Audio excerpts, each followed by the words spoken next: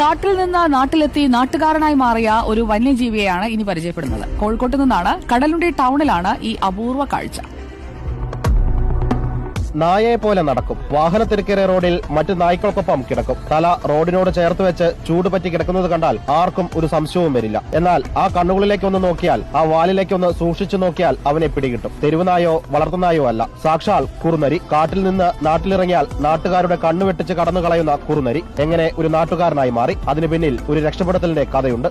ഏകദേശം ഒരു വർഷത്തോളമായി ഇത് ഇവിടെ വന്നിട്ട് ഇതിനെ ഒരു പ്ലാസ്റ്റിക്കിന്റെ കുടം കഴുത്തിൽ അകപ്പെട്ട രീതിയിൽ ആണ് ഇതിനെ കണ്ട സമയത്ത് ഇവിടെയുള്ള തെരുവ് നായ്ക്കൾ എല്ലാവരും കൂടിയിട്ട് അതിനെ രക്ഷിച്ച് അന്ന് മുതൽ ഈ നായ്ക്കളെ കൂടെയാണ് ഇതിന്റെ സഹവാസം. ഇവിടെയുള്ള ആളുകൾ കൊടുക്കുന്നതൊക്കെ കഴിച്ചിട്ടും കല്യാണ വീടുകളിൽ പോയിട്ട് ഭക്ഷണം കഴിച്ചിട്ടൊക്കെയാണ് ഇത് ഇവിടെ. ഇപ്പം സാധാരണ രീതിയിൽ നായ്ക്കളെ പോലെ ജീവിക്കുകയാണ്. എല്ലാവർക്കും ഇപ്പോൾ ഇതൊരു അത്ഭുതങ്ങളായിട്ടൊന്നും ആൾക്കാർക്ക് ഫീൽ ചെയ്യുന്നില്ല. ഒരു സാധാരണ രീതിയിൽ ഇങ്ങനെ നായും പൂച്ചയൊക്കെ പോലെ ഇങ്ങനെ നടക്കുകയാണ്. ഓരിയിടുന്നത് ഇടയ്ക്കിടയ്ക്ക് കേൾക്കാറുണ്ട്. ഈ കുറുനരി മോഷ്ടിക്കാറില്ല, ആളെ ഉപദ്രവിക്കാറില്ല. നാട്ടുകാർക്കും വാഹനങ്ങൾക്കും ശല്യമില്ലാതെ മറ്റ് തെരുവുനായ്ക്കൾക്കൊപ്പം കടലുണ്ടി ടൗൺ കേന്ദ്രീകരിച്ച് നാട്ടിലെ കുറുനരിയായി ജീവിക്കുകയാണ്. ബിസ്ക്കറ്റ് ഒക്കെ വാങ്ങിക്കൊടുക്കുന്നത് ഓരോരുത്തർ. അത് ചിലപ്പോൾ ഒന്നും ഇപ്പം ഇതൊന്നല്ല, നായ്ക്കളെ വീട്ടിൽ ഇങ്ങനെ ഓടിയാണ് കിടക്കും. ഉപദ്രവമൊന്നുമില്ല, കോഴിയൊന്നും പിടിക്കുന്നില്ല.